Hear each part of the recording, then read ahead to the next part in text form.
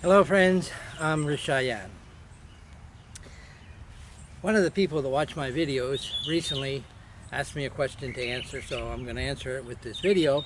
And the question was, I forget. No, the question was, how did I support myself before I started receiving Social Security, which I've been receiving for approximately the last 8 years. I've been living off of Social Security primarily. In the earlier years, I was also getting a very small income from YouTube, which I no longer get. YouTube is now a non-monetized channel, so there should be no commercials on these videos, although YouTube puts commercials for their own benefit. So if you see a commercial on one of my videos, I'm not making a penny off that. They're doing it because that's the way they are. But it's now non-monetized, and I had to demonetize my channel to receive medical assistance. I'm 70 years old. I need medical assistance. And the only way to do that is not to have any income other than Social Security. And because it dramatically restricts any medical assistance for the indigent. The United States is a horrible country, and probably the worst in the world for the way it treats the elderly and the way it treats poor people. You have to be completely and totally broke before they give you any type of assistance. But so that's that. But anyways, so how did I support myself prior to 8 years ago? I've had my YouTube channel for about the last 15 years. My YouTube channel reached, and it still has, more or less. I don't think 99% of the people watch my videos, but it has 250,000 followers. But that grew up greatly to reach that level from about approximately 2016 to 2020, 2021, to the beginning of the Great Fraud. Those were my most successful years in YouTube, where I was earning sometimes as much as $1,000 a month, which for me is a lot of money, on YouTube back in those years, and that's what sustained me. So that was my primary income for the, I don't know how many years it was, for the few years prior to my getting Social Security. My primary income was YouTube, and I really made videos every day, sometimes uploading 3 or 4 videos a day to keep that income going. But it dramatically dropped off at about the time of COVID for a combination of reasons. One of the reasons is that there's everybody and their brother today is a YouTuber. I am one of the first YouTubers. I started in 2008 making videos for YouTube. My channel became monetized, I believe, in 2010, a couple years later, and I'm one of the first. Today there's literally millions of YouTubers for any kind of stupid thing. Many of them are very deceptive. Many of them make videos only to make money, and without regard to quality, without regard to being honest. One thing I pride myself on is I've always been honest. I never had to lie for my videos. But anyways, so that was the income that I used to feed myself. I fortunately have no vices. You know, I don't drink. I don't use any drugs. I don't even use aspirin. No drugs. Completely, I've banned all drugs in my life. And even as I get older, I'm 70. I remember when my grandmother was 70. She was already had the closet full of drugs. You know, many people at my age are already using all kinds of drugs that crooked doctors, and I firmly believe that most doctors are relatively crooked. You know, they're just drug pushers, and legal drug pushers. And so I pride myself on not taking any drugs. I have a few problems, gastrointestinal problems, respiratory problems sometimes, but I just deal with them. You know, I deal with them as God wants me to deal with them. I take no drugs at all. The only drugs I might take is antibiotic. Living outside, especially in this area that I'm in during the summer season, there's a lot of ticks.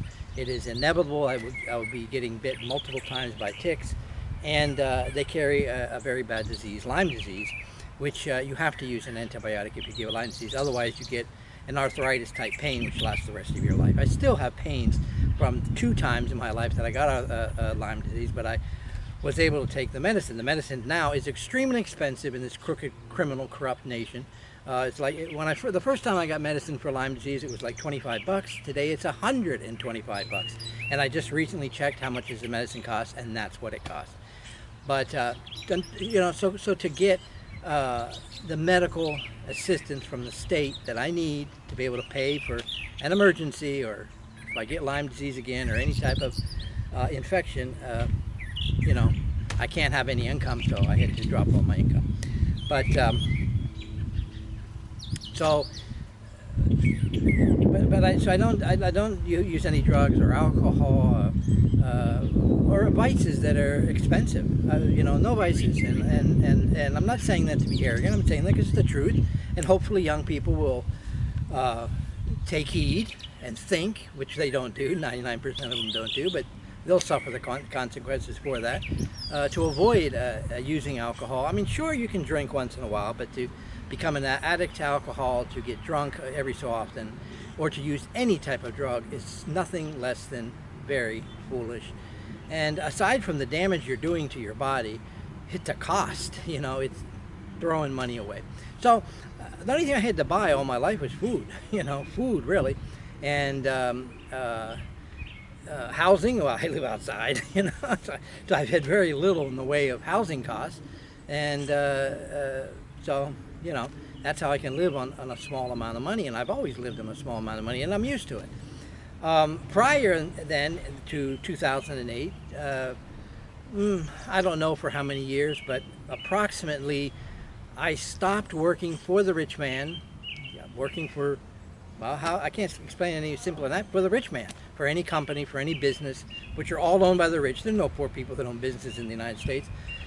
I just stopped doing that at approximately when I was about 45 years old, because it was a big fraud, and I decided, hey, you know, why am I wasting my life working for them, you know, when I should be working just for myself? And so I just started working for myself, and I did odd jobs. I did odd jobs, casual labor, you might say in a very small way, contracted labor, from the time that I was 45 until the time I had my YouTube channel. And I wasn't heavy, you know, I didn't have a weight problem because I was active. You know, I was sleeping outside, I was camping outside every day, and I was doing it very planned. I'd buy a map. That was before Google Maps. I'd buy a map and I'd determine what street that I'm going down and to ask for work. I went to every single business. I did not bother people in their houses, but I went to every business. I don't care if it was a hairstylist, if it was an insurance company, you know, whatever the business was, except for very large businesses like a factory or a Walmart or something like that, which, you know, it's almost impossible to get an odd job. But all businesses, all small businesses, I went to every one and asked them, you know, I developed over the years the phrase that pays, I call it, you know, and I see if I can remember it. It's been a long time since I did this, but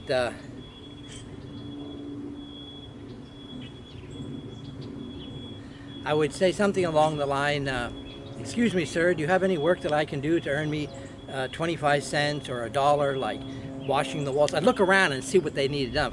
You know, they all have lots. They all have cigarette butts and trash on their lots. I'd say like picking up trash on your lot, like taking out the trash, like washing the door, the window, you know, cleaning the bathroom, something like that. And that was a phrase that I developed that became the phrase that pays, the phrase that allowed them to, you know, giving them the idea of what I could do, so I could earn 25 cents. In the beginning, I was just asking for 25 cents. Today, 25 cents ain't nothing. I don't think you can buy a chicle, a piece of gum for 25 cents, but that's what I asked for, 25 cents or $1, whatever. And some places would give me 25 cents. Some places would give me $1. Some places would give me $10. Some places would give me $20 to do a small amount of work. Some places abused me. I can remember very clearly a place, I think it was in Texas, that they had these big glass windows, and I told them I'd wash the windows for $1 or whatever they wanted to give me. And sure, you know, they let me do it, and I think I spent 45 minutes, at least 45 minutes, by hand. I didn't have a squeegee or nothing. By hand, a little spray bottle, and I washed clean. I did a clean job. They always compliment me. A clean job, and washed all those windows, and they gave me $1. And that's what I asked for, so I couldn't complain. But I was thinking, you know, most places would, I mean, even then, the professional car window washers were charging like 25, 30 bucks. You know, maybe they'd give me $5 or $2. They gave me $1, okay. it was unfair. I mean, to work that amount of time for a dollar. Even though that's what I asked and that's what they gave me. But, you know, that's crude. You know, that's crude. Give me a break. If I had a business and some poor guy comes and says, you know, he'll wash my windows for a dollar, okay, I'll let him. I'll help him. I'm not going to give him a dollar. But, hey, that's the way people are. But, you know, God walks with you. You know, if you walk with God, God helps you. And he has helped me millions of times all my life. Not the Christian God, not the Muslim God. A Moryan, the God of nature, the God of logic, the God of science, and the God of love. That's the gods that I believe, and they have always helped me. Every time somebody abused my cheap labor, offer of cheap labor in these years that I was doing odd jobs, a little while later I would either find money or somebody would just hand me money. That happened, you know, and it usually always happened after I had been abused. You know, I'd go, and it happened that day. I don't remember who or how much, but I think, you know, you go someplace, I ask the same thing, and they'd say, no, we don't have any work. Here's $10 to help you out. And it happened. It happened. And it's sort of like, how did they know that the previous place abused me? Well, they didn't know. But it's the power of God. And if you don't believe it, you're a fool. You're a fool. You know, because it happens. It does happen. But anyways, and you have to walk with God. That means don't steal. I never stole. I never stole. A lot of times I was hungry. I had this fat stomach like I have now. I was hungry when I was doing it because I was walking every day, had a lot of exercise. And there were days, depending where I was at, I mean, there were good days and bad days, just like anything else, that nobody gave me an odd job, that everybody chased me out. I remember someplace, especially, I remember a place in San Antonio. It was called the Spaghetti Factory, the old Spaghetti Factory, something like that. I won't forget the name. They're like run by the mafia. A lot of these places are run by the mafia. I remember the manager or whatever come up in my face and told me to get the hell out. Just because he's asking to wash his windows or do something like that. I mean, there was no excuse for that. But I never hit them. I never, you know, I mean, sometimes you're like, oh, this guy, he needs to get his dali su bueno puto. You know, I mean, I felt like that. But no, I never got violent.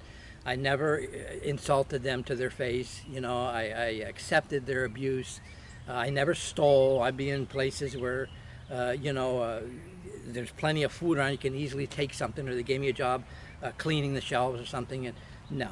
And as long as you don't do any of those things, God stays with you. The minute you start doing crime, the minute you start taking what you shouldn't take or do violence, hey, you lose that power of God. But anyways, so that's what I did up, you know, from age 45 up to about 2000, and I started earning money from YouTube in about, let's say 2011, 2012. I think in 2012 is when I started getting $50 to $100 a month. That was the first amount of money that I started getting. And with $50 to $100 a month in YouTube, I lived on that. I was living in Mexico at the time, but I lived on that. You know, $50 to $100 a month. Of course, I wasn't paying rent, and it was just for food. You know, it was what, like a couple dollars a day? At that time, you could live on that in Mexico anyways. And I mean, in addition to other things, when I was in Mexico, I also did work in Mexico. I worked in the field, believe it or not. I worked in the fields, in the cornfields. I worked in small businesses because people would trust me, and once they see me work, you know. And I was making the Mexican minimum wage, which at that time was about 50 pesos a day, which today, 50 pesos a day is like $2.50 a day, something like that. At that time, whatever it was, you know, it wasn't more than $5 a day, the equivalent in American money, a day. But I lived off of that. They'd usually give me, I remember I worked in a place in San Luis Potosí as a dishwasher in a bar. They had given me this place, really nice, you know, and he let me sleep on the second floor, which was under construction. It was not, it didn't have windows or anything, but it was concrete, and it had a roof. And he said, you can sleep there, didn't have to pay rent. Every day I'd work, it was like a 10-hour day, because there's not 8-hour days, they're like 10-hour days, 12-hour days, you know, from the time it opens to the time it closes. It was an easy job, and they fed me a lot of food, good food. I could eat what I wanted, and it was a small bar. It wasn't much to do, really. So I'd wash the dishes, I'd clean the bathroom, I'd sweep, I'd take the trash out. The hardest thing was taking the trash out. I remember that because I had to push these overflowed dumpsters. I learned right away not to wait until the trash thing was like totally full, and it was sometimes overflowing and very heavy, you know.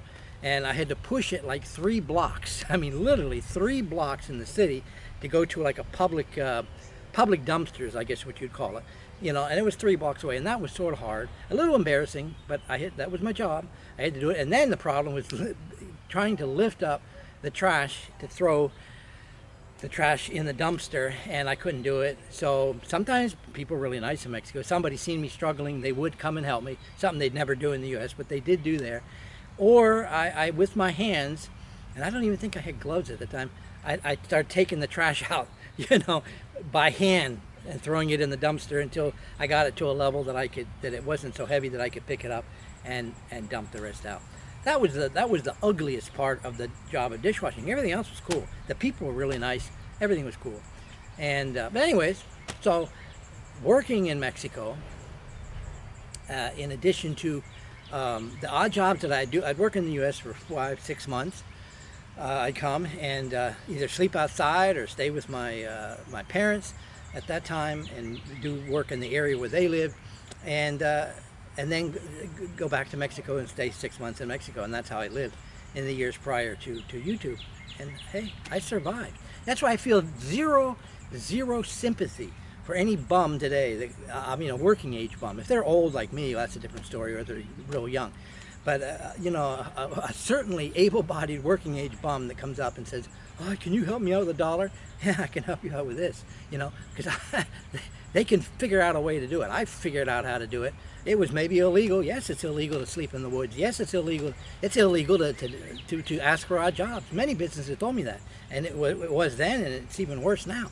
I don't know how I could survive now, because the world has changed for the worse horribly. But many places would say, no, we can't legally hire you. Even if we hire you to just wash the window, we have to put you on the payroll and blah, blah, blah, which is BS. I mean, legally it's true, but they don't have to do that. I mean, why do Americans so, they're going to follow the law, exactly what the law says? Right after you. A lot of places don't, and those are the places that kept me alive. The places that didn't follow the law, the places that would allow me to take out crushed boxes and put them in the trash can, or clean it, around the dumpsters in all these restaurants and all these places is horribly dirty. They're all dirty. I guarantee you, go look to a restaurant near where you're at and just look at the area around the dumpster. I guarantee you it's horrible. And so that was a dirty, filthy job they'd give me to do, but hey, they'd give me $5 to do that. Fine, I don't care, I only had to earn about $10 a day to eat, When I got, some days I made $30, $40, even $50 on a really good day. And only working in the morning. I'd usually start work around 9 or 10, because most businesses don't open until 9 or 10. Restaurants don't open until 11. And I'd work until maybe 1 o'clock, 2 o'clock in the afternoon. It could get too hot, it was getting too hot by that time. But I rarely worked longer than that. From 9 or 10 in the morning to about 1 or 2 in the afternoon. As soon as I got $20 in my hand, 10, 20, and if I'm lucky, 30 or more dollars in my hand, that's it. That was it for the day. I went to my campsite, or I went to find a place to camp. And sometimes I carried all my junk with me when I was doing odd jobs. Sometimes I had it hidden in the woods. But whatever, and that's how I lived. Prior to 45, being 45 years old, I feel ashamed. I remember it's ashamed to say I actually worked for the rich man. I worked in businesses. I worked for Target. I worked for Burger King. I worked for Kmart. I worked for 7-Eleven. Every minimum wage job you can think of. Yep, I worked there a little bit here and there until I couldn't take it anymore. And that's how I survived from the time I was about 20 years old, doing that up until 45, until, how many years is that? 20 to 30, 40, 25 years. Man, I feel ashamed that I actually worked 25 years for the rich man. I should have been worked from the very beginning for the rich man. It's wrong, and it's a sin to work for the rich man. It really is. Why should you make the rich man rich? We should have our own right to the land. We should have our own right to work for ourselves. Whatever, whether it's in agriculture, which is the most logical, there's nothing wrong with working in agriculture. I worked in agriculture in Mexico and loved it. I actually loved it. It's nowhere near as hard as what some people think it might be. Yes, you have to get your hands dirty, and it's good work, and you're making food that you're going to eat. Working in agriculture is the thing that everybody should be doing instead of working in industry or for the material world. It's easier because they're paying you a salary and you're staying clean, but you're an effing slave. You're a slave. No, thank you. I'd rather be free, getting paid a couple bucks a day, but I'm free. When I feel like taking a piss, I take a effing piss. When I don't feel like going to work, I don't work. If I'm sick, I don't work. And I don't lose anything. I continue on then when you're free and you do what you want to do, not what they want you to do. when you work for yourself, once in a while somebody would give me I remember one place, this was in McAllen, Texas, I remember the place, because it was a Christian place, in McAllen, Texas, that gave me some odd jobs to do. And one day he says to me, he wanted me to change some letters on a sign, because they had a business. Well, Christians are business people, they have nothing, very little, anything to do with God. But he had a business, some kind of business, and they had a sign out in front, and they wanted me to change the letters. Well, basically, that was very easy to do, except that day it was extremely windy, very windy, and he had this long ladder that he wanted me to take out there and put up through that. But I could see with the wind, alarm bells, ding, ding, ding, and nobody was helping me alone. Nobody bothered to help me, or even he suggested anybody would help me hold the ladder. I thought, I'm not going to risk my life. I'm not even on their payroll. I'm just doing an odd job. And they want me to climb up that ladder to change number in this windy day. I thank God, thank you God, that I was given common sense that it's not working. I said no. So not doing that meant I had to walk away from the job. Well, if you don't want to do that, you don't want to work. These are what your good Christians are like. Oh, you don't want to do that? Oh, incidentally, it makes me think of something else. All these businesses that I would go to, after a while you learn types of businesses, those that are going to help you and those that aren't going to help you. For example, Hispanic run businesses, and I know you're going to say, oh, that's because you're Hispanic and you love the Hispanic people, and maybe it's part of the reason, but no, it's the truth. It's the absolute truth. Mexican restaurants, Hispanic restaurants, Puerto Rican restaurants, any Hispanic run business, which are mostly restaurants and stores, almost always, 95% of the time, gave me an odd job or gave me food or gave me help. 95% of the time, right? Just simply asking. In fact, if I went to a Hispanic business or a Mexican restaurant that did not help me, I'd feel like, what is this? What world am I in? I was so used to them helping me. On the contrary, Chinese restaurants never, Never, never helped me, ever. Not even a little plate of rice. Never, never. Or any Oriental business. They never helped me. White businesses, I say white American businesses, were like maybe 30 to 40% of the time they helped me. The majority of the time they did not. Black businesses, there are very, very, very few black businesses, and they usually helped me. I'd say 80% of the time, black American run businesses would help me, Anyways, I'd learn all that. And the types of businesses, that would